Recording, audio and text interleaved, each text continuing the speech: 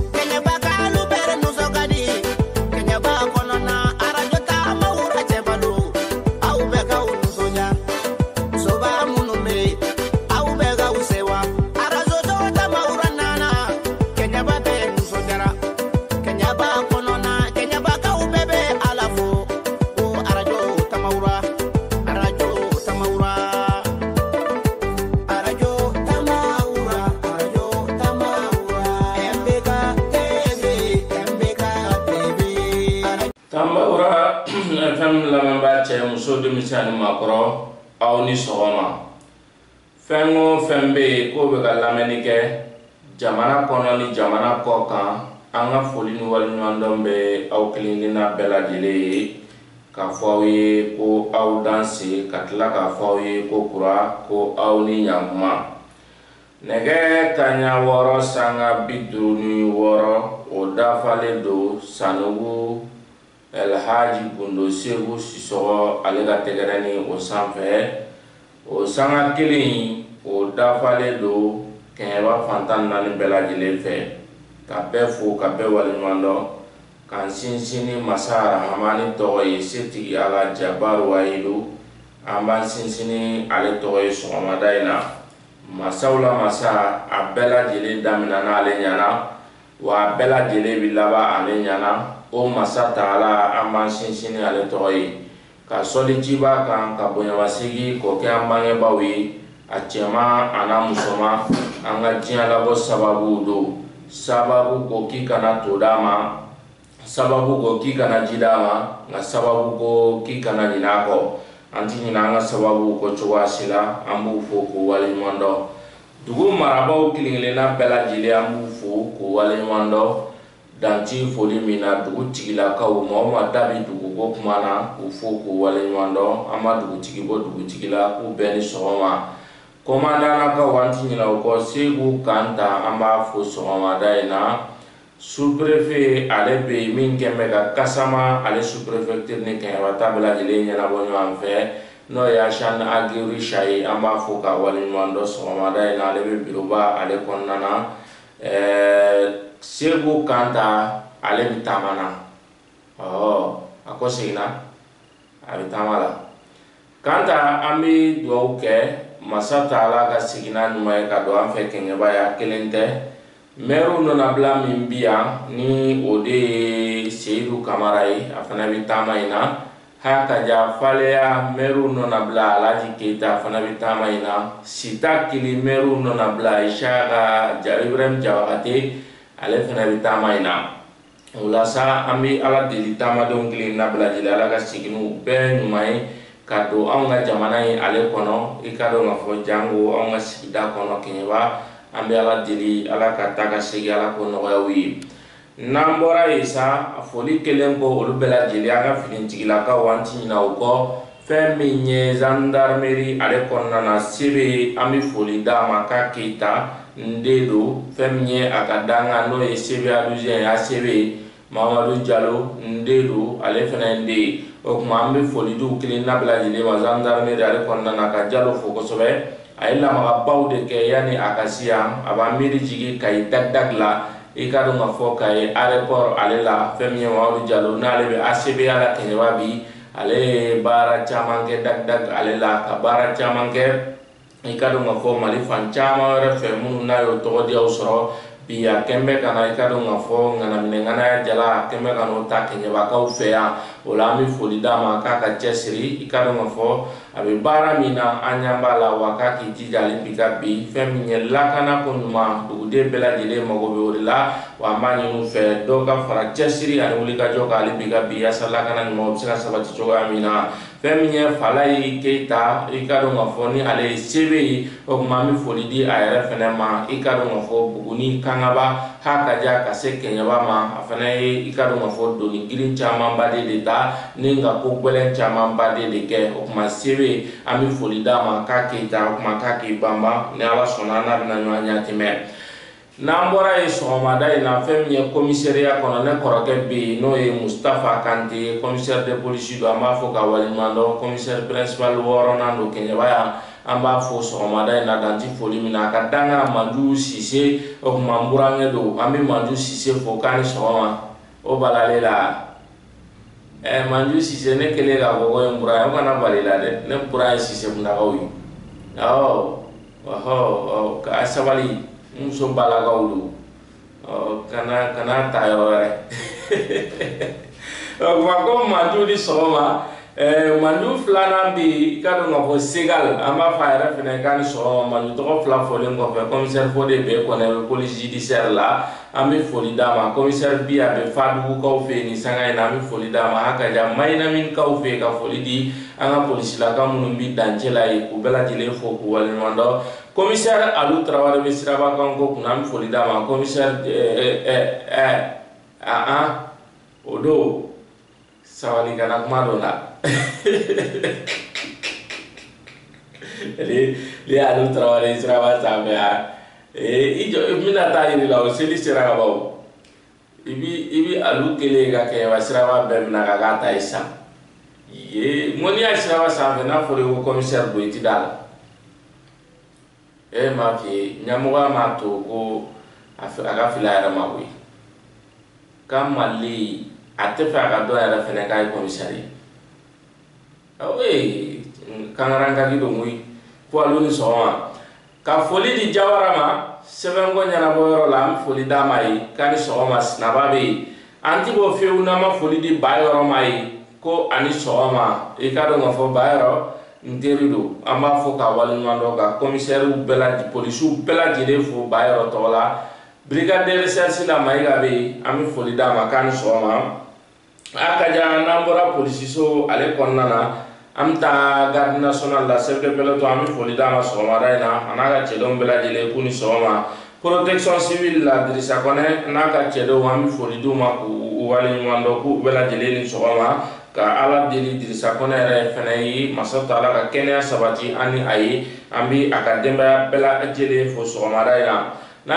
foli di protection civile la mi douane u fo ku wali mando ka sobomba kolosi ba wa mi foli duma ku wala ka o de ka chai ko sobe amba fu bela jile ku kulubali reserve ka foli dama ka ja ka foli di Diallo mai Kasim Diallo ko ani soma nambora e jini kungo la kana ba no ozo fore wi anti nyina ko chowa sila amu fo ko walmano jarabe chef de canton do ama fo ka walmano kani isoma nambora isa soma da ina mi foli bakuruba ta kadi alla men je kulu bela jine ma aka ja service technique fama fami kenyaba anda seramin to anda masemin to ambu fo ko walmano sesere ko konna na mi do toro bela jine fo soma da ina Musa Modibo Jara médecin chef do kani soma ka docteur chamani musuma fo sesere fu kono hanna ya soro sesere fu kono geleya o kele do ka kulusi do e ko sobe jiko geleya haka ja kurango geleya nga benata docteur bu be chesri ni wuli ka jola wala sa kenya o sira sabati chuga mi be ka barake degun ani tonyo bela jele konna na haka ja banabato wolu ni umisira kisi chogo mi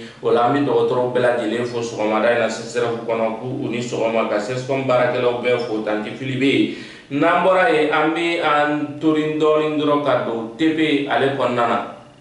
ka tepe barakelaw fu madam maiga la laisha chevalier de national ambafu kani soma ami do kuna fonu wono je ka baro kono ko be kalfale bi nyama sega zona sijara asimjio anaka danga Pierre Moneta era fana be nege karafe ulabi ale de be technique la bi abe ku sama flanu va kani soma ibama abazer di tate kormatige le go yanya usule be nyo anabi ntindala chentalaw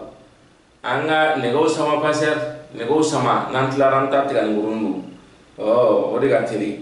monata ale be nego kuna bi arasel banda sakli ba be bulonda la baraw la be na banja sona ka danga Philippe fo fana fe ancien combattant kuma kala wani ba odenge na balma ke bulo waru be kante wala saka kuna fono ko lu salo ko di aw ma to dunka ale jele la wala sa bela jele be se ka famongo nyuma o soro to ya mina wala anta bla da grinda la Pierre baraw bulo da to fle bi antna kuna fon chama bata bi kan ko ngon fanga kuna fon dama do bi munu nu ubi aw nafa ko sobe amina olu dawtulo kan ne antlaro la am ta CNT ale konnana femye ministry no oye premier ministry general Abdoulaye Maiga ale jabi min ta kan nyasi nyingaluma ana olu fesse ana o dolame agaja erkele ana kungam fedo nga alna kera miniti tambo nyongo wali matani duri amni aw bi je ko olame nga fe wati na taula ana soroka bela jele la teme fien ale fe ni masatala ale ka jenye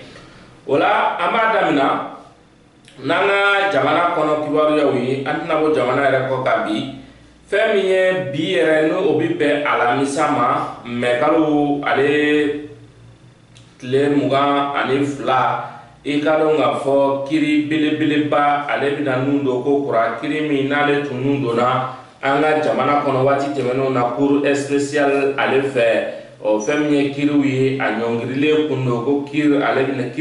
bina wuli cour d'appel ale fe ikado nga fo ninga kiri ablararo mina ka taingami kiri jumendo jamana kunjigi koro alama hinena Ibrahim Boubacar Keita ibeka ale ka pangurungo kiri hakaja katase sora siminan sango kirima ikado nga fo kiri ale nana yuguba kiri min keme sababi madam Boare fili ikalo ngafo ni ale minane do ka datugu kasola sansabani akunga ve ikalo ngafo ale na jema do koni minane do ku datugu halna soro ma do kana blara liberté provisoire la nga benata fili ale datugu le do wa tila ikalo akunye sebenge ka nyasi jamana kuntigi ma wala sa abseka kana bla liberté provisoire la tuga mina ngoma sira soro wa tila fene femye furakeli no e banaye o kunya soro furakelo olu tara ka asegere nga benata fili koni adatugumbe kasula ngami kiri ko onana lakuraya bi femye kiri ablara yoromi abitaye bi ni ataka laje sebenkela ale ka fola femye kiri mi nale bina nundo niye kiri abe femmi no fe no jamana kuntigi ale ka panguru ko e panguru mi ni dakele mado ala nga da chama ngoni mi ka mi fo milliard muga ana kungan fe da koni be ko utani nga sigi ko sobe femye sora simina wi milliard kono to bonyongo o kuma be ka fo ola nga mi ngoni jele do femye kala nga fo na fulo ka sabi mi no tunune do a kɔni bɛ taa miliyari camanba de la wa fɛn min ye fɔba wɛrɛ olu y'a yira k'a fɔ sɔrɔdasi minɛn ko fɛn min donna o da fɛ ko a bɛ taa i ka dɔn k'a fɔ mobili 120 bɔɲɔngo isa ko i ka dɔn k'a fɔ o sanna miliyari 60 ani a kunkanfɛn na fɛn min ye sɛgɛsɛgɛliw kɔni olu bɛ senna ale bi ka bi nka min jɛlen don min fɛsɛfɛsɛlen don isa n'an bɛ se ka sɔnni kɔni turu a kan fɛn min ye avion ye o sɔrɔdasi minɛnw da kelen ma dɔn nin na wa sɛbɛn jɔnjɔn o ma ye u la min ye u sanni sɛbɛn ye nka fɛn min ye minɛnw kɔni a sɛmɛntiyara k'a fɔ minɛnw kɔni ko olu sanna wa n'i y'a ta k'a lajɛ sɛbɛnnikɛla ale ka fɔ la miliyari 100 n'a kunkanfɛn o de ɲama tununa sɛbɛn ma y'a la taasira ma y'a la avion ko ale ni i ka dɔn k'a fɔ sɔrɔdasi minɛn ko ale bolo kan o miliyari 100 n'a kunkanfɛn min n'o o binna nugu la i n'a fɔ tɔ binna nugu la o de ɲɛɲinini baaraw olu bɛ senna wa kiri min n'a jɔra ko kiri ale bɛ wuli bi alamisa yɛrɛ kiri ale bɛna nun don ko kura cour d'appel ale la kasobonba ale kɔlɔsiba kulu ni o wuli i ka dɔn k'a fɔ kasobonba gardiw ye o ka directeur général min bɛ kasobonba ale ko kunna ni o de ye i ka dɔn k'a fɔ général Abdulayi Mayiga ale aw tɛ kelen ye dɛ nin bɛɛ kaso kow de bɛ nin bolo kaso kɔlɔsibaw ka ko o de bɛ nin bolo k'a yɛrɛ taara kasobonba la dɛ passer o de fɔra dɛ ko kasobonba kɔlɔsilikulu ka ɲɛmaaba o bɛ maa min bolo ni o ye directeur général ye kasobonba kɔlɔsili ko kunna k'a yɛrɛ taara kaso la mandat de dépôt dara a kan o kɔni ye ka du datugu dutigi dala ye dɛ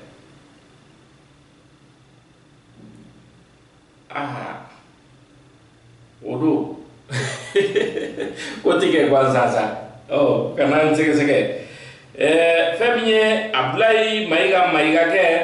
i ka dɔn k'a fɔ ni ale ye kasobonba kɔlɔsikulu olu ka directeur général ye i ka dɔn k'a fɔ ko mandat de dépôt o dara a kan nka a dara ka kun jumɛn na yala a ye ko bɛnbali jumɛn kɛ walima a ye i ka dɔn k'a fɔ ko jumɛn kɛ n'o bɛ taa dunkojugu sira fɛ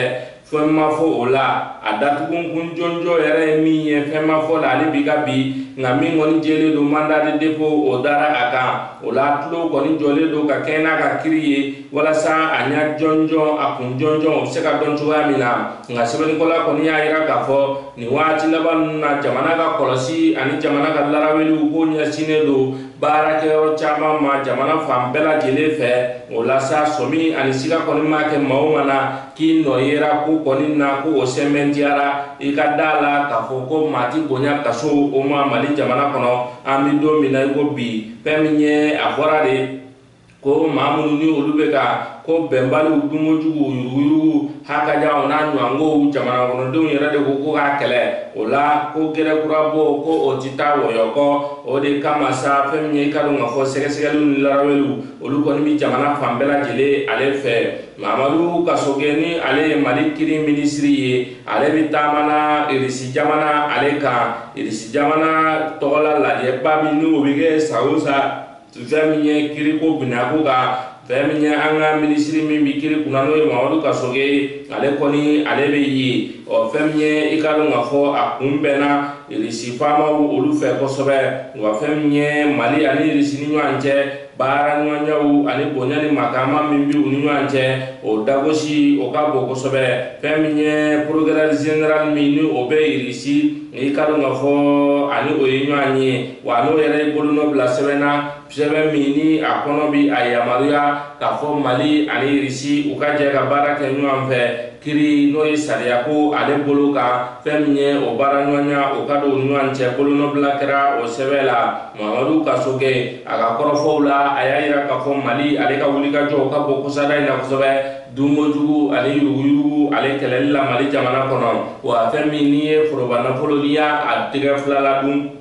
i k'a dɔn k'a fɔ ni kiri nɔra bila femni kiri nomina ikado ngafo ko ina sɛgɛsɛgɛliw bɛɛ lajɛlen kɔfɛ n'a jɔrila i k'a dɔn i bolofɛnw olu bɛ sɛji wa kulu olu fana sigira o kama k'i bolofɛnw olu sɛji fɛn min ye du don wa mobiliw don wa n'a ɲuman wari nafolo mugu fɛn min ye jamana ka wari walasa u bɛ se ka salo ka bila jamana ale waganɛ kɔnɔ cogoya min na bawo jamana nafolo don ko kulu olu sigira o kama wa baara caman de kɛra kusada in na fɛn min ye maa caman bɛ yen minnu ye jamana nafolo tigɛ fila la dun ko u ka nafolo kɔni minɛn'u la ka segin jamana ale waganɛ kɔnɔ bolofɛnw bɛ minnu bolo olu feerela wa bɛɛ lajɛlen k'a dɔn k'a fɔ jamana foroba nafolo n'i y'a dɛrɛmɛ kelen dun k'i b'a kɔnɔ. Émirats Arabes ministre d'État ale bɛ taama na Mali jamana kɔnɔ taama min kɔnɔna na a bisimilara ka dɔn k'a fɔ général d'armée Assimi Goïta ni ale ye Mali jamana kuntigi ye a bisimilara ale fɛ ani maa min jɛra ka taa ni ɲɔgɔn ɲɛ kuluba o ye ministre min bɛ Mali jamana ni jamana wɛrɛw ni ɲɔgɔn cɛ fɔɲɔgɔnw ɲɛnabɔ Ablaye Diop a n'ale yɛlɛnna ɲɔgɔn fɛ ka taa faama ale ɲɛkɔrɔ fɛn min ye a ye dantigɛliw kɛ dantigɛliw minnu kɔnɔna na u ka laɲini ye fɛn min ye jago n'o ye sanni feere o bɛ se ka tɛmɛ Émirats Arabes ale ni Mali jamana ni ɲɔgɔn cɛ cogoya min na i ka dɔn k'a fɔ a bɛ se ka yiriwa u ni ɲɔgɔn cɛ cogoya min na sɛnɛko u da tur'o la h'a ka diya ka taa se lakadako ma fɛn min ye i ka dɔn k'a fɔ a da tura nin waleya minnu na i ka dɔn k'a fɔ Émirats Arabes ale ministre d'État jamana kuntigi kɔni y'a yira la n'o o ye général d'armée Assimi Goïta ye ko Mali jamana kɔni ka dayɛlɛlen don bɛɛ lajɛlen ye nka Mali jamana yɛrɛma hɔrɔnya o la batoli ni o la bonyani o jagoyalen don bɛɛ lajɛlen kan k'a dɔn k'a fɔ Mali jamana ye min ka yɛrɛma hɔrɔnya b'a bolo wa Mali jamana mana waleya min kɛ walima Mali jamana marabaaw mana waleya min kɛ waleya min i ka dɔn k'a fɔ n'o ni malidenw ka sariyaw n'u ka taabolow bɛ taa ni ɲɔgɔn ye i ka dɔn k'a fɔ ko jamana wɛrɛ maa da don kun t'o la i nana sira min na i b'i kun tilenna ko o ye nka k'a fɔ de sa k'a fɔ ko baara ɲɔgɔnya bɛ anw ni e cɛ e sagoya walima e ka jamana sagoya k'o na gɛrɛ tɛ anw ka rɔ k'an kɛ jɔn ye ko o kuma tɛ rɔ o tuma n'i nana Mali jamana kɔnɔ baara ɲɔgɔnya min n'o bɛ tɛmɛ ani ɲɔgɔn cɛ kun tilenna bɛ kɛ o baara ɲɔgɔnya de ye nka k'a kɛ i ka dɔn k'a fɔ sɛ i da sulu kɔnɔ nka i da k'i sin kɔrɔyanfan na k'o ti Mali ta ye n'i nana i b'a ta Mali ka dabada de ma o tuma ni jɛn kɛra n'o ye baara ɲɔgɔnya min ni o bɛ u ni ɲɔgɔn cɛ a na lakuraya wa a n'a kolo giriya nka bɛɛ lajɛlen k'i janto i fo kan na jamanakuntigi y'o kankariw kɔni dɔ bɔrɔ kɔnɔ ni ko olu di a ma walasa a ka sɔma sama a ko o sɔrɔ. An b'a to yen ka na fɛn min ye CNT ale kɔnɔna na wasabulon ale kɔnɔna na an y'a fɔ aw ye dɔgɔkun tɛmɛnen juma don fɛn min ye minisiri ɲɛma ni o ye général Abdoulaye Mayiga ye ale bisimilara CNT ale kɔnɔ n'o ye wasabulon kɔnɔna ye wasadenw olu kɔni ye ɲininkaliw tɛngu a la ɲininkali min n'a ka ca kosɛbɛ wasadenw kɛlen ka ɲininka a y'u bɛɛ lajɛlen jaabi wa jaabiw bɛɛ lajɛlen taara wasadenw olu jimin sira fɛ programme min b'a bolo ni baara bɛna ko o kan san 2025 san 2026 programme wasadenw kɔni y'a yira sa k'a fɔ k'u ka taa n'a ye k'u jɛra ni programme in ye wa a kɔnɔ ko k'u y'a faamu jɔn jɔn programme kalannen kɔfɛ wasadenw kɛlen k'u ka jaabiw di wasaden 128 bɛɛ lajɛlen ko k'u jɛra n'a ye wasaden hali kelen ma sɔrɔ min ko k'a ma jɛ ni programme in ye o la ne ni aw an b'an tulomada général Abdoulaye Mayiga fɛ a ka jaabi dɔw an k'an tulomada a fɛ waatinin kɔnɔ an bɛ kɔ segin ka na. De transition, mesdames et messieurs les membres du Conseil national de transition, donc j'ai noté également avec un grand intérêt les réactions des honorables membres du CNT pour les secondes questions. Je voudrais d'entrée de jeu faire apporter un rectificatif au sujet des dettes intérieures, ce qui a été payé en 2023 et en 2024. N'étant pas un financier, forcément on peut se perdre entre les ponctuations, entre les points et bien entendu les virgules. Il s'agit en réalité pour 2023, il s'agit de 1103 milliards de francs CFA et non 1 milliard. Et pour 2024, il s'agit de 1187 milliards de francs CFA payés au titre de la dette intérieure.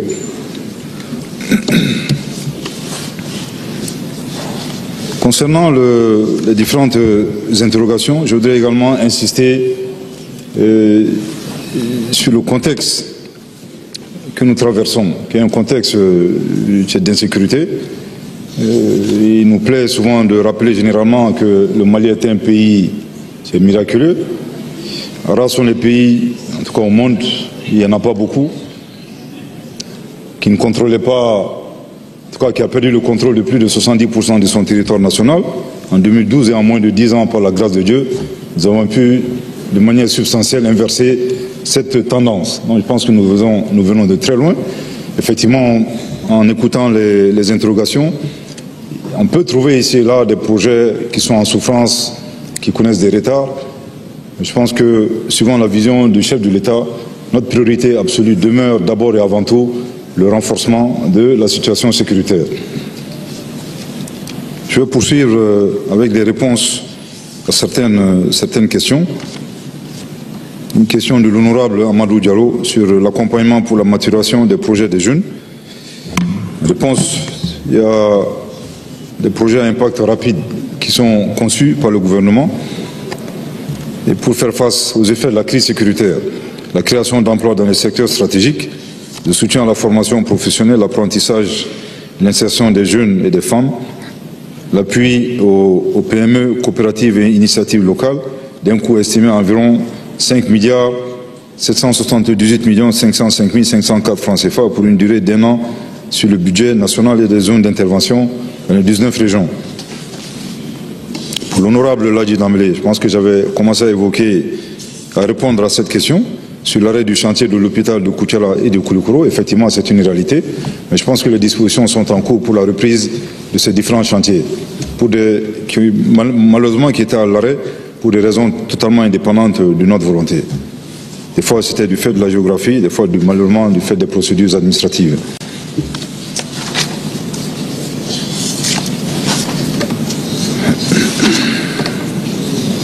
Une question d'actualité posée par l'honorable Dina Dolo sur les agents de l'hôpital de Soumeneu Dolo, le Mopti. Pour l'électrification des établissements de santé en général, nous avons un vaste programme qui évolue de façon graduelle depuis les CSCOM jusqu'aux hôpitaux. Et c'est le lieu également de saluer le chef de l'État qui, à travers ses œuvres sociales, apporte une contribution de taille dans l'électrification de ces structures de santé. Pour le cas spécifique de l'hôpital de Mopti, le système d'électrification de l'hôpital est en phase de finition à travers la fondation Orange à 98%. L'hôpital a été aussi mis sur la ligne prioritaire de l'énergie du Mali. Des installations solaires dans les services sensibles de l'hôpital ont été faites et le projet d'électrification de l'hôpital à travers les œuvres du président de la transition, comme je l'ai mentionné également, sont en cours.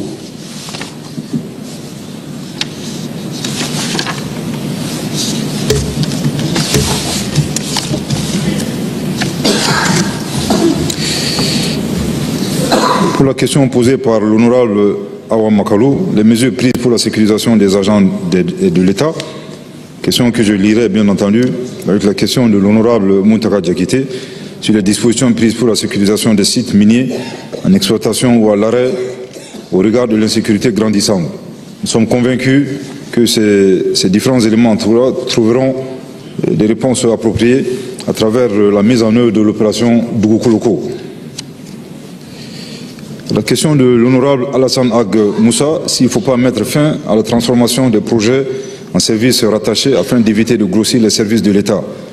La réponse n'est pas automatique, bien entendu, pour des projets en services rattachés, lorsqu'il y a un intérêt, bien entendu, l'État est obligé de se substituer, en tout cas de poursuivre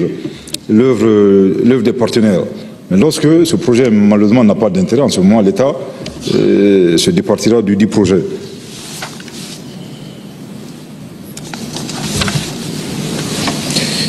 Une question posée par l'honorable Dina Dolo, à savoir quelle est la place de la femme dans les institutions de l'AES. Je voudrais ici vous rassurer, honorable, que du point de vue de la vision des pères fondateurs de l'AES, à savoir son Excellence le général d'armée Assimi Goïta, président de la transition, chef de l'État du Mali, son Excellence le capitaine Ibrahim Traoré, président de la République du Burkina, et son Excellence le général d'armée Abdourahmane Tiani, président de la République du Niger, la femme forcément occupe une place de taille et leur implication pour la promotion du genre se fait sentir tous les jours.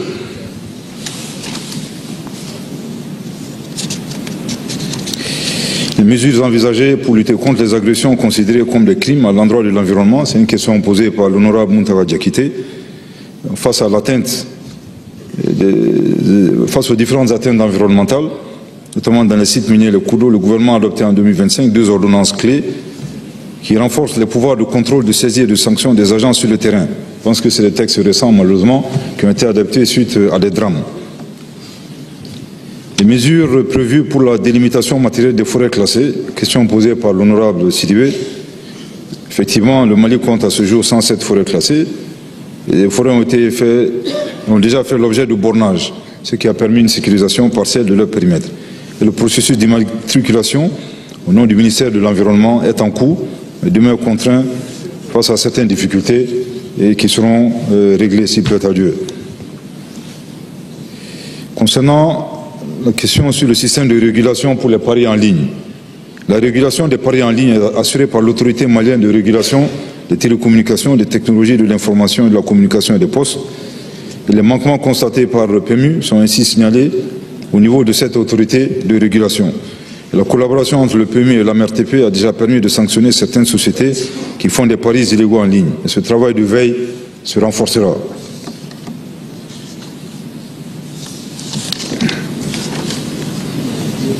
Question de l'honorable Aboubakar Sidiki Fomba, les mesures pour la promotion du partenariat public-privé. Effectivement, il existe un cadre juridique en vue de la promotion de ce type de partenariat. Et la loi vise à établir un cadre clair pour le développement des partenariats publics-privés garantissant à la fois la transparence, la concurrence, la protection des intérêts de l'État et un environnement stable pour des investisseurs privés. De l'adoption des textes, plusieurs projets ont été structurés dans des domaines divers du développement économique et social, notamment l'énergie, l'eau potable, les infrastructures communautaires de base. Et cette loi préserve l'intérêt général. L'honorable Oussitera, la menace sur la campagne agricole avec l'annonce du criquet pèlerin. Le dispositif de veille a été réactivé par le Centre national de lutte contre le criquet pèlerin et la menace est réelle car le fléau existe dans certains pays voisins. Soyons vigilants pour le suivi et la signalisation à temps afin que les dispositions idoines soient prises.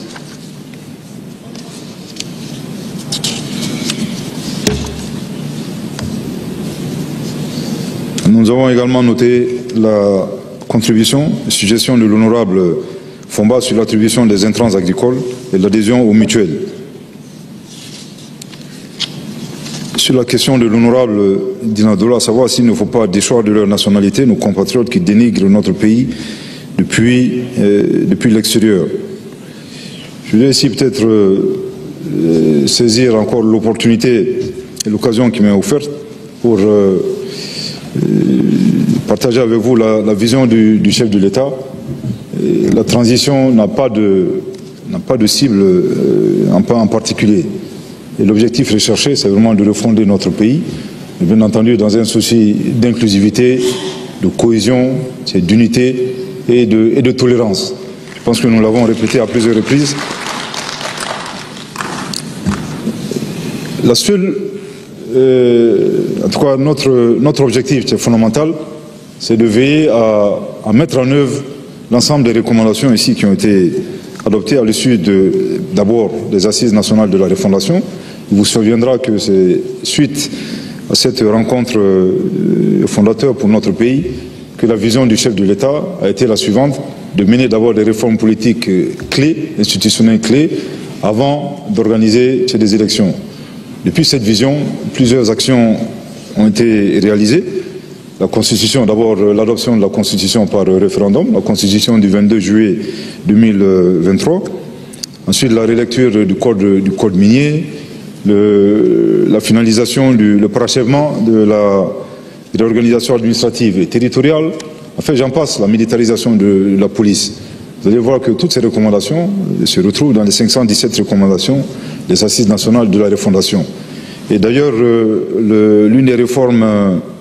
disons, les plus récentes, à savoir la dissolution des partis politiques pour parvenir à terme à une réduction, constitue également une voie que nous avons trouvée pour appliquer une des recommandations fortes qui a été d'ailleurs proposée par l'ensemble des forces vives de la nation ayant participé aux assises nationales de la refondation, à savoir la réduction du nombre de partis politiques. Donc je voudrais ici saisir l'occasion que cette mesure ne vise absolument aucun parti politique en particulier. Le constat a été fait que l'anarchie, malheureusement, occasionnée par une prolifération anarchique de partis politiques dans notre pays, constituait un frein et même un danger pour la démocratie. Donc je pense que la mesure qui a été prise, je voudrais ici vraiment inviter les uns et les autres. C'est vrai que nous entendons beaucoup de commentaires. Il n'y a absolument aucun projet derrière, mais la seule voie salvatrice et la seule voie, je dirais, paisible de parvenir à une réduction juste et équitable du nombre de partis politiques était de partir et de repartir sur de nouvelles bases. Je voudrais vraiment demander aux uns ou aux autres d'accompagner, de sensibiliser, d'expliquer encore, si besoin en était, tout le sens et l'objectif de la transition, bien entendu, à ceux qui se considéraient malheureusement à tort comme étant des opposants. On le dit haut et fort, la transition, il n'y a ni majorité, il n'y a ni opposant. Je pense que c'est vraiment une transition voulue par l'ensemble du peuple malien. Et nous sommes là pour trouver des objectifs, des solutions urgentes, malheureusement à des objectifs qui nous ont été fixés à travers différentes assises.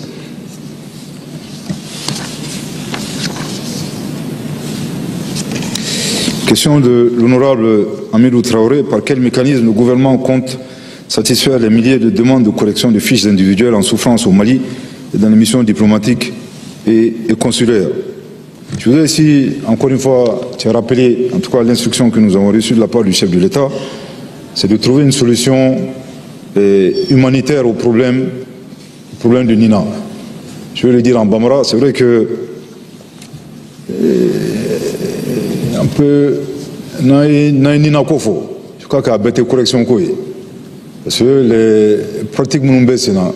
quand tu as chité, quand tu as tout mal au bec à chité, quand concours que, je crois que Nina est d'abord à courir bali. Maintenant, j'attends, avec ce que tu fais voilà, fouti voilà, c'est fouti c'est que peut-être prénom ou non, mais il faut que comment doit parce que normalement tu as une solution sur là. Nina problème tu as un babin, tu as un des chité. Au niveau de chité, en fait, c'est une infraction.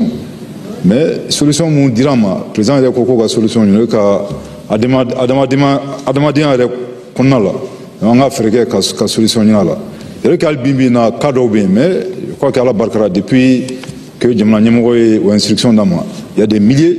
de cas qui ont été réglés dans le silence, on fait pas trop de bruit on vraiment me barala quand et chez nous là mais moi regarde que l'Kosovo vraiment albi et Djamna Dunga famille. Peut-être que tu es follow code mais c'est que facilement mais bimi na tu sais que tu es là mais nango kambo que maintenant en réalité ou amena bonare parce que bimi na ni ko biométrie djembe c'est grand moka du do be ni ka passeport était biométrique était c'est kata donc aka gren ma do vraiment tu koloro bala mais nya faut comme na solution mambulo ka adama dia ko na la vraiment ka se ka faire ni la ka so ama bo ama mangakala mais mouye correction avec régularisation crefé no chitike moure ka juguna be oui trop fallait ni jamu fallait à un moment donné parce que nama au kojo kololoka bon kosobe munu rebe braque chez Nina là maintenant vous voulez et tribunal la kuninga donc c'est des solutions malheureusement on sait que kololo bala menya faut qu'on embêta don ça fait partie de notre réalité moi je sais qu'il faut qu'attendre mais je crois que on a demandé moi c'est sera mundama oui que vraiment que fin c'est que kasro et c'est vraiment c'est que c'est ce sofa à damateme mais solution kala kasro ama ante mangakala ante kuma kala kosobe je crois que mesure mu croit mu fana tara nous que de créer l'agence nationale pour la sécurisation de l'état civil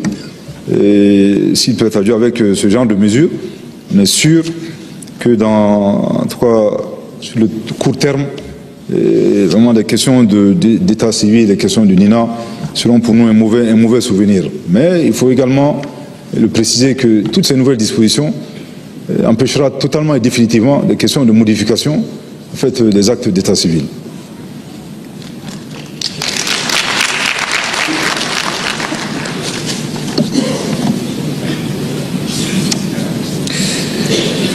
Quand la reprise des travaux des chantiers en construction et quelles sanctions pour les prestataires défaillants?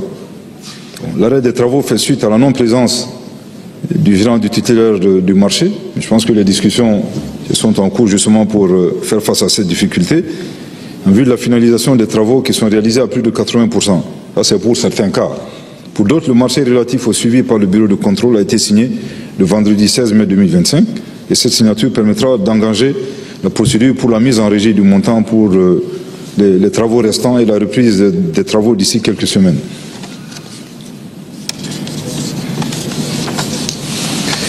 Quel est le niveau d'avancement des centrales solaires? Une question de l'honorable Terra. L'état de réalisation des centrales solaires de 400 MW, dont les premiers panneaux ont été posés en 2024 par le président de la transition, chef de l'État, son excellence le général d'armée Assimi Goïta, se présente comme suit. Pour SAFO, donc 100 MW avec un stockage de 50 MW, le contrat a été signé, la validation en cours des études d'avant-projet détaillées, l'installation en cours de la base de vie, la réception des panneaux. Passer à Ghana, Wati Ketchou Kama, Amitlaga, a bella temawe bi, ni Allah subhanahu wa ta'ala sona, Moutou Nolubana, Neger Kanya Tani Saba 13h, Nale 30 Sabo, Ami a bella dîner di Auma, Mounou me fait a bella main, Ovala me a radio finissé au Wati. Olami Sigana, na Sigina Gana, Ambina Kenyaba Mara, Ale Kungango Kiwarola, Kenyaba Mara Kungango Kiwarola, Taekwondo, Niwe Saint Philippe Philippe Kebawi, Dimanche Temenei, Oula fait place Bantaoui en Fatou, Taekwondo, Ale Nyama Bamimi Kaikaufi, Bamako Kaufi, Nyama Flabongo, Ulfene Borai. Kana Kenyabaya na kuntu femi ode taekwondo ale kalandendo Kenyabaya ma woro bonyongo olu centre noiri o jala olu siru chelangami faba kono Bamako o femi jala ale sorolengo bolo faba kono Bamako unana na Kenyabaya o kuma jala blema mi no sirile tundo jala ka o foni ngabo jela ni nga fima ko siri o jela o bara o de wale ara kene ngama woro bonyomodo muso kele o be o jela o femnye ni ma ko fole nuye no ye demsen naga woro nuye utam na ko sobe ka sababu ya ke nyama mi na le bora kai ale aira ka fo femnye kai raison ale de kera premier Mali région bela jele tumbe Mali cercle bela jele tumbe raison olu tola on y a ta lajɛ cercle région min n'o kɛra premier ye o ye Kayi de wa maa minnu sera ka Kayi kɛ premier ye Kenyaba ka denmisɛnnin ninnu don o la u kan ka cɛsiri u kan ka jija u kan ka fo u kan ka waleɲuman dɔn o fɛn min ye kɛnɛ in kan sa maaba caman tun bɛ yen mɛrilakaw ka cidenw gendarmerie polisi hakaja ka taa se dugu maaba caman ma bɛɛ ye ɲɔgɔn sɔrɔ a kɛnɛ kan ye o fɛn min ye i ka dɔn k'a fɔ centre ninnu kɔni sirilaw cɛla muso min bɛ maa wɔɔrɔ in na muso kelen min b'u la o ta de kɛra bɛɛ kasira o passer bɛɛ kasira ja bɛɛ lajɛlen depuis a don don taekwondo la depuis ni don min a fa taara n'a tɛgɛ ka taa tɔgɔ sɛbɛn maître ko a ma k'a k'i jija a ko k'ale b'i jija waati kɛra maître ko a ma ko k'e kɔni k'e bɛ ka salaya k'e tɛ centre noir siri a ko k'ale b'a siri k'a b'a siri maître ko k'a t'a siri a ko k'a b'a siri k'ale ma dɔ wɛrɛ fɔ dɛ ni cɛsiri ani baara ɲuman de ye centre noir se maa ma k'ale b'a siri maître ko bɔn ni i passera ka centre noir jala sɔrɔ don o don centre noir wɛrɛ tɛ siri jala de min bɛ ne maître Abubakar Kɔnɛ yɛrɛ cɛla n b'o foni k'o siri jala wa a kɛra ten koyi a y'i cɛsiri k'i fasa fili ka taa Bamako ka sebaya baw ta ye ka centre noir jala sɔrɔ wa a nana Abubakar Kɔnɛ a y'a ka jala foni jama ɲɛna k'a siri musolaka in ale cɛla maa caman kasira yen dɛ an b'a fɔ ye ko k'o jija ka fu bɛɛ ku félicitations o kɔfɛ o dimanche don kelen nɛgɛ kaɲa 20 waati Kɛɲɛba Lafiyabugu ya radio Tambawura FM masurunya la maître Kɛmɛ Boyongo fɛn min ye alimentation Sawadogo et frère ye n'o ye mosiw olu tɔgɔ la alimentation ye nɛgɛ kaɲa 20 waati bandi dɔw ni o ye binganikɛla dɔw ye maa 4 moto ausine 2 u tun bɛ o de la u nana yɔrɔ min dɔrɔn ka don fɛn min ye alimentation ale kɔnɔna na marifati k'o de damina kiribitiw fɛn min ye wari ye a y'a labɔ fɛn min ye alimentation tigi yɛrɛ ye ni o ye Aruna Sawadogo ye ale tun tɛ a dɔgɔkɛ ni o ye dɔgɔninw ni denw ye olu de tun bɛ yen Musa Sawadogo u y'ale de sɔrɔ yen marifa kɔni u y'a da disi la ni nka kunkan dɔw ci kɔnɔna yɛrɛ la ye k'a ka wari a ka o labɔ fɛn min ye Musa kɔni ye i ka dɔn k'a fɔ a ma gɛlɛyaba don a la ni olu bɛ se ka kisi cogoya min na maa kofɔlen ninnu kɔni ye wari mugu kɔni u y'o salo k'o kɛ u kun ni nka duuru kɔni k'o dɔ f'i ɲɛna sɛgɛsɛgɛliw olu bɛ sen na hali bi ka bi an ma kunnafoni jɔnjɔn laban sɔrɔ fɔlɔ nka sɛgɛsɛgɛliw kɔni olu dayɛlɛlen don finitigilakaw olu taara ka taa sɛgɛsɛgɛliw ani ɲininkali busamisɛnninw k'olu ban ni nka sɛgɛsɛgɛli kɔni k'o dayɛlɛ o fɛn min ye maa kofɔlen ninnu ye ni warimugu min kɔni sera ka taa min da sera ka dɔn o ye CFA wari miliyɔn 20 i ka dɔn k'a fɔ o n'a a kunkanfɛn ye CFA wari miliyɔn 20 n'a kunkanfɛn maa kofɔlen ninnu kɔni u n'o taara wa fɛn min ye u jaw o sɔrɔla ka sababuya kɛ kamera kase o tun bɛ i ka dɔn k'a fɔ bitigi ale donda i ka dɔn k'a fɔ a n'a kɔnɔnaw na maa ninnu nana nasira min fɛ i ka dɔn u donna don cogo min na kɔnɔna na u ye baara minnu kɛ yen kamera kɔni ye o bɛɛ lajɛlen ja kɔni yira sa o la i ka dɔn k'a fɔ jaw kɔni bɛ bɔlɔlɔw olu sanfɛ ni aw cari fan bɛɛ fɛ walasa ni maa min kɛra maa kofɔlen ninnu ye fɛn ye k'a sababuya ka dɔw ɲɛda yɛrɛ yira dɔw ɲɛda bɛɛ kɛnɛma de dɛ fɛngɛ t'u la kabulu tɛ dɔw la nin waleya kɛra Kɛɲɛba dugu camancɛ la yen ni préfecture cɛ mètre 100 ani dɔɔnin ala k'an bɛ sa kɔnɔ seli ɲakɔrɔla sera tuguni dɛ ma sera seli tɛ lundi nata dɛ a ye yafa ma lundi nata tɛ an ka dɔɔnin fara kan parce que k'i ye mɔgɔw kɔnɔboli dɛ hali n'a kɛra lundi nata ni seli surunyana ta a lajɛ dépenses bɛ maaw da la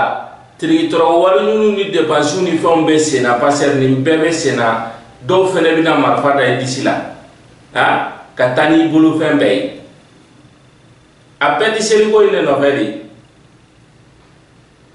seliko dɔrɔn tɛ sa mɛ parce que ni seli de surunyana bingani de bɛ caya de ni événement dɔ surunyana i da la k'a fɔ ko bingani de bɛ sen na ni kɔni nin y'an caman jigi tigɛ dɛ nin y'an caman jigi tigɛ wa nin y'an caman siran nin y'an caman Kɛɲɛba dugu camancɛ dugu nimayɔrɔ yɛrɛ dugu nimayɔrɔ yɛrɛ de don ka bɔ ka i bɛ fɔ e ma yɔrɔ in faamu wa ka bɔ préfecture yɛrɛ donda la siraba min bɛ préfecture donda la ka taa kɔrɔn fɛ dɛ i jɔ préfecture da la i k'i ɲɛsin kɔrɔn fɛ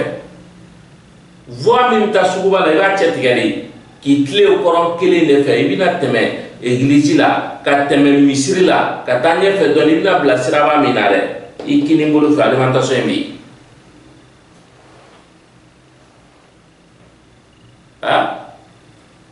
ani préfecture cɛ 100 mètres ani dɔɔnin min b'a 100 mètres k'a taa hali mètre 10 bɔ n'a fɔra ko bingani bɛna kɛ dugu camancɛ la dugu nimayɔrɔ la o yɔrɔ sugu la olu kana ka ni nafolo kasabi in salo wa u dun ye kunkan ci dɔw ka fɔ la depuis u ma se alimentation na u ye kunkan ci yɔrɔ dɔw la ni marifa belebeleba ninnu bɛ ninnu bolo ka yala dugu camancɛ la ka na ni bingani wale in kɛ dugu camancɛ la ka bɔ ka taa i ko to binna nugu la hali sinu be ka nyini me amon da mala fini tigila kamunu biya subawu andale mbola nun dona wo kono amba do bu sama gabo u dona wo kono andale mbola wa am sega kala ka foni nun dona wo kono ni polisu ma tege daw ka zandamu be tege daw ko bimna ndale mbola nga akaka fere wero ka sigi senga ka sega ni wale o bali kenya ba dugu chamancela sanda mina watula Ibrahim Jakte ale fene ga yo atakara tane kenya ba dugu kili kona tribunal yere krafe Jagol du Ibrahim Jakte ale fene ga yo atakara ni sankile kono ni sankile kono ke ba juma misilba masunya na ataki kera intuni o fana kera ni kisatidi nga kribitu kawuli dugu chamancela ya kenya ba dugu abi mogo siran kumbo de abi mogo joro kumbo de abi mogo hamin kumbo ola akaka fere do gasigi senga akaka dabali do gatige wala sani wala ya mun nolu bi ke dugu in chamancela o seka bali to amadeli nare dimashi don tayre ma chama sirana ma chama bolla ka duinga sono do yere dugu bla parce que toi kun français na kuna fon dira de ko ma jugu no ye bamati wale tigilama o yerebelu ka foko somin kele do ala ka foko olu do na jala fara ale marako o kuma mi senat ma o sensibilisation no fo mi senat ma mi kise kana ti kenya wa dugu milela mo ma tawa ya miro di ala ka antisi ma tawa ya miri ka foko yerebelu mami ne rewele ne ta daere do doere ne wele dro e ko kan jogo rebelu do na kewa ne nga fo safu lay e mo kana kede ha anga soroka e sege segalu ni fo ndalu a soro ne rebe du munin do de la feo kera woke a soro ne kera wadi soro ga ko nyanyi ni ka ta soro ja ataki de kera ala kan kisi a nyangoma aduna sawado ka nyina ferefe akali mania kadimania kadala ka ala de setigi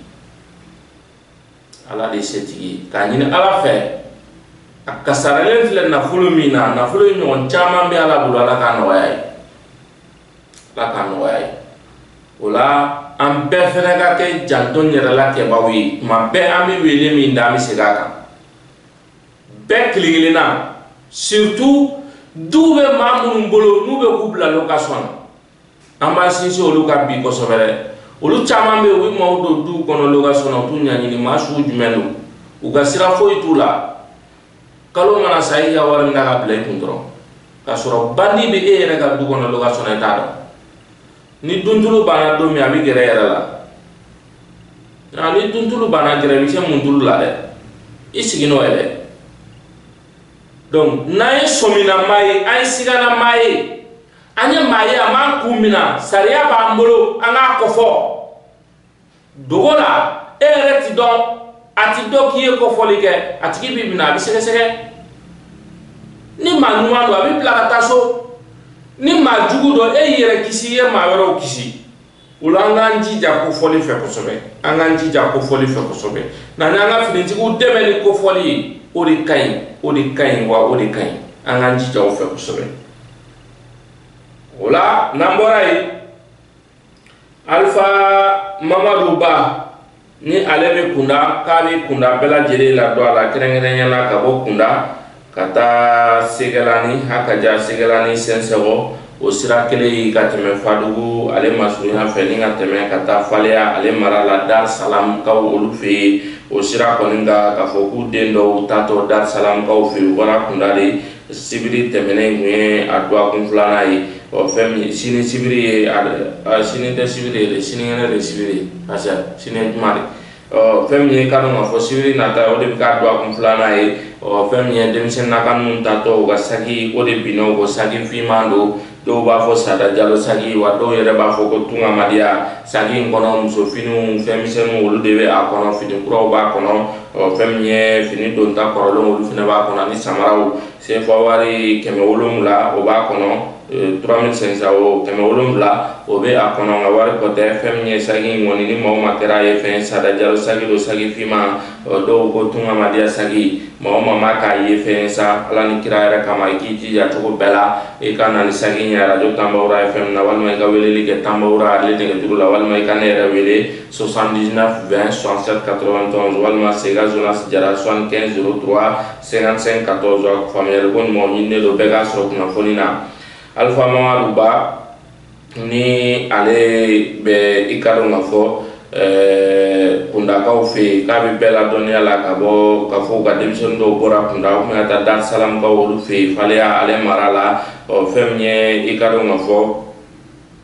kamale i ka dɔn k'a fɔ u taatɔ sagi de binna o kɔ fɛn min ye sagi in kɔnɔna na i ka dɔn musofiniw olu de b'a kɔnɔ ani musofɛn misɛnmaninw fɛn min ye samaraw olu bɛ a kɔnɔ sagi in yɛrɛ ye Sada Jalo sagi ye dɔw b'a fɔ ko tungamadiya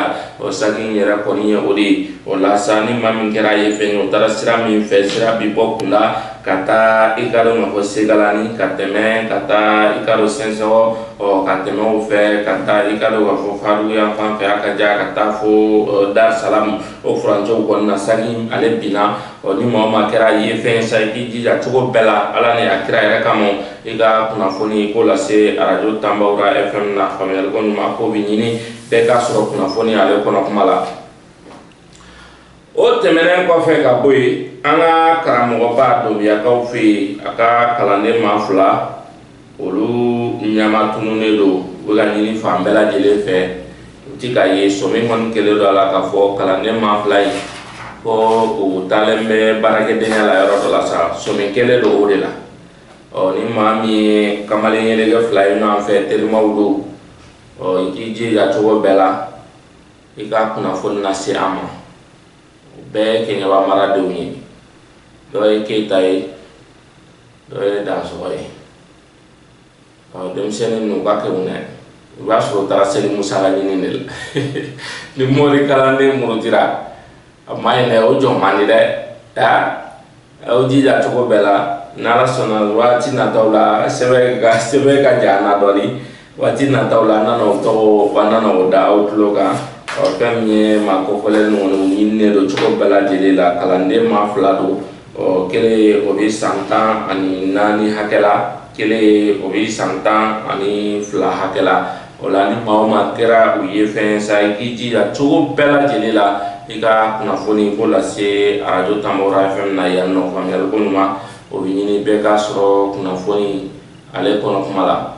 waati ale kɛcogo kama an bɛ dansigi kunnafoni olu la yan